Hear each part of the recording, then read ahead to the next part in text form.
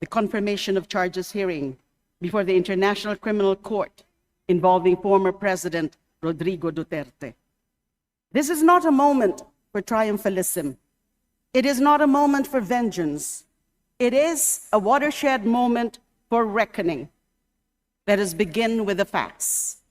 For years, during the so-called war on drugs, thousands of Filipinos, overwhelmingly poor, urban, and marginalized, were killed in police operations and vigilante-style executions.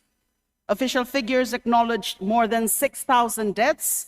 Independent human rights groups estimate far more. These deaths were not isolated incidents. They were not random acts of rogue officers. They were accompanied by public pronouncements encouraging lethal force. They were marked by patterns, similar police reports, recurring narratives of nanlaban, and a climate of impunity that emboldened violence. Huwag na po tayong maglokohan. Alam natin lahat kung paano ipagyabang ni Duterte ang pagpatay sa mga pinaghihinalaang adik at kriminal na walang paglilitis. Halos araw-araw nating narinig ang kanyang pag-eengganyo sa kapulisan na pumatay. Sa hearing sa Senado at sa kamarang ito, itinuro niya sina Bato de la Rosa at iba pang mga dating hepe ng Davao City Police Office na namuno sa kanyang Davao Death Squad. Sa bibig niya mismo nang galing na may sarili siyang death squad na kinabibilangan ng 7 miyembro. Sa harap ng Quadcom, pinangalanan ko isa-isa ang mga miyembrong ito ayon rin sa testimonya ni Edgar Matobato at Arturo Las Cañas. Hindi itinanggi ni Duterte ang mga pangalan nila. Under the International Criminal Court's founding treaty, the Rome Statute, crimes against humanity include murder committed as part of a widespread or systematic attack directed against a civilian population. The ICC prosecutor alleges precisely that the killings were widespread and systematic, and that they were carried out pursuant to or in furtherance of state policy. That is why the former president is facing a confirmation of charges hearing which sets to start today, February 26. Any moment now, that hearing, confirmation of charges, will start. Hindi po ito dahil sa pamumulitika. Hindi rin po ito dahil sa impluwensya ng dayuhan. Nasasakdal po si Rodrigo Duterte dahil may nangyaring paglabag sa international law at kailangan niyang managot kung mapatunayan ang kanyang kasalanan. There are those who argue that the former president's arrest, and I must stress, it was an arrest, not kidnapping. There are those who argue that the former president's arrest should have first gone through Philippine courts, that our judiciary was bypassed. Kamakailan lamang naglabas ng resolusyon ng minorya sa Senado na humihiling na idaan sa korte ang pag-aresto sa mga may ICC warrant, katulad ng ating inaasahan na magkakaroon rin sina Senator Bato de la Rosa at Senator Bongo. Magkalinawan tayo. Wala pong batas na nagsasabi na ang warrant of arrest ng ICC ay kailangan dumaan sa korte ngayong hindi na miyembro ng ICC ang Pilipinas. Walang batas na nagbibigay ng jurisdiction sa kahit anumang korte sa Pilipinas sa pag-review ng mga warrant ng ICC. Walang batas na nagsasabi ng ICC warrant ay parang extradition request na kailangang dumaan sa korte. Ang meron tayo, isang extradition law na nagsasabi na mga extradition request lamang ang kailangang dumaan sa korte. Ang meron tayo, Republic Act No. 9851 or the Philippine Law on Crimes Against International Humanitarian Law, Genocide and Other Crimes Against Humanity na nagsasabi na kapag may warrant of arrest na inisyo ang isang international court, katulad ng ICC, pwede nang isuko kaagad ang pamahalaan ang nakapangalan sa warrant ng ICC. Sa madaling salita po, ang ginawang pakikipagtulungan ng pamahalaan sa ICC na pinadaan sa Interpol ay pagsunod lamang sa batas. At hindi pwedeng palitan ng minorya ng Senado ang ating mga batas na dumaan sa Kamara, buong Senado at sa Pangulo sa pamamagitan ng isang resolusyon lamang. Withdrawal from the Rome Statute did not erase obligations incurred while membership was in effect. Jurisdiction, once properly established, does not vanish at a stroke of a pen. To require an additional layer of domestic judicial review before honoring an ICC warrant, absent any constitutional prohibition, would effectively allow states to shield suspects through procedural delay. The rule of law does not mean multiplying obstacles to accountability. It means respecting binding legal processes, whether domestic or international.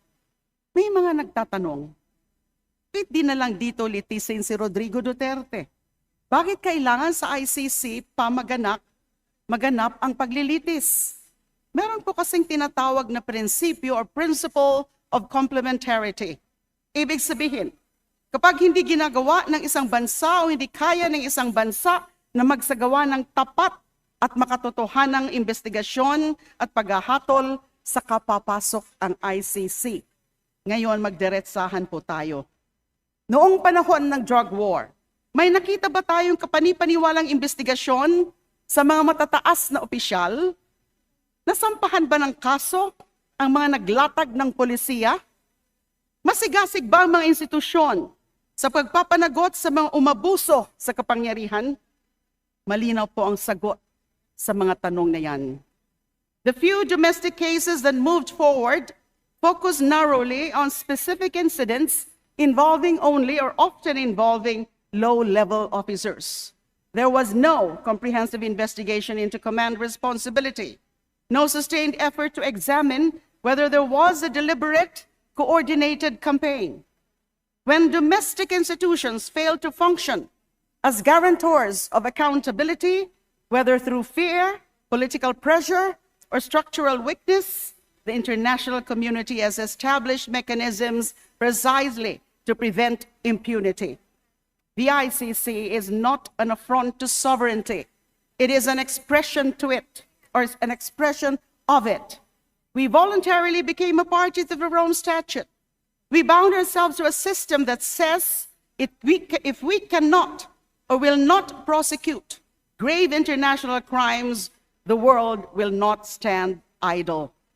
Sa international law, may mga krimen na sobrang kasuklam-suklam sa sangkatauhan, mga tinatawag na crimes against humanity. Ang Rome Statute at ang ICC ang napagkasunduan ng higit sa 100 miyembro ng UN na tatayong korte para sa mga kasuklam-suklam na mga krimeng ito. Ang pagpatay sa libo-libong tao nang walang paglilitis gamit ang kapangyarihan ng Estado ay isa sa mga kasuklam-suklam na krimen na nasasakop ng jurisdiction ng ICC.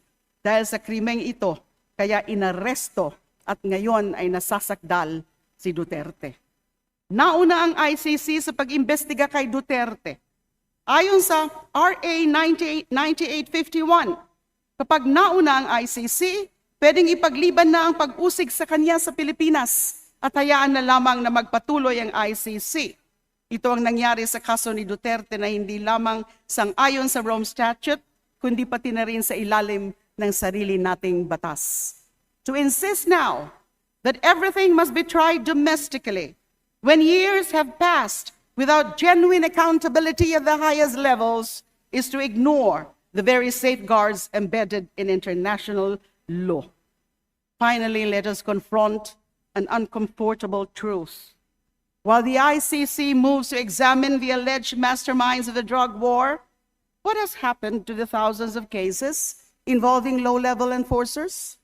Where are the systematic prosecutions of police officers implicated in suspicious operations? Where are the command investigations within the chain of command? Where are the administrative and criminal sanctions in cases with glaring inconsistencies? The present administration has spoken of recalibrating policy. It has spoken of reviewing cases. But review without prosecution is not justice. Recalibration without accountability is not reform. If we truly believed that the Philippines is capable of handling these cases domestically, we would see vigorous, transparent prosecutions, not only of those at the top, but also of those who pulled the trigger and those who falsified reports. The tragedy is this. While international prosecutors prepare to argue that crimes against humanity were committed, many families of victims here at home are still waiting for accountability in the killing of their loved ones. As far as we know, there have been only few investigations and prosecutions here, and only 5 convictions involving only low-level perpetrators. Hindi pa nga natin alam ano nang nangyayari sa mga kaunting investigasyon sa mga drug war killings dito sa atin.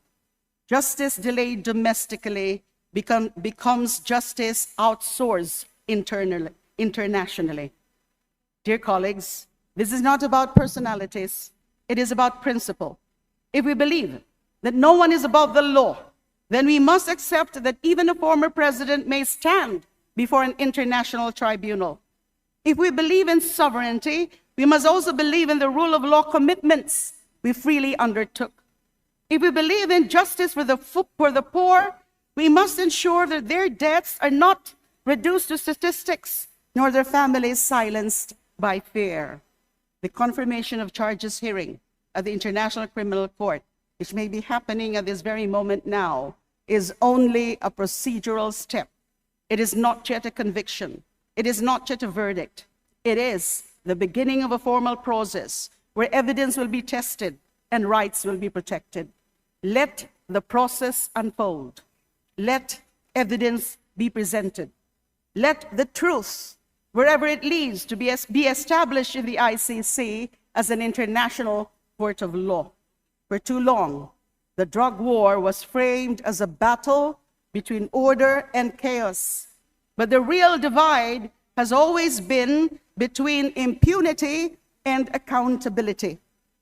Today, we must choose. I stand for accountability. I stand for the rule of law. And above all, I stand for the Filipino people, especially the voiceless, the powerless, and the grieving, who deserve nothing less than justice. Thank you very much, Mr. Speaker. Thank you, Honorable De Lima.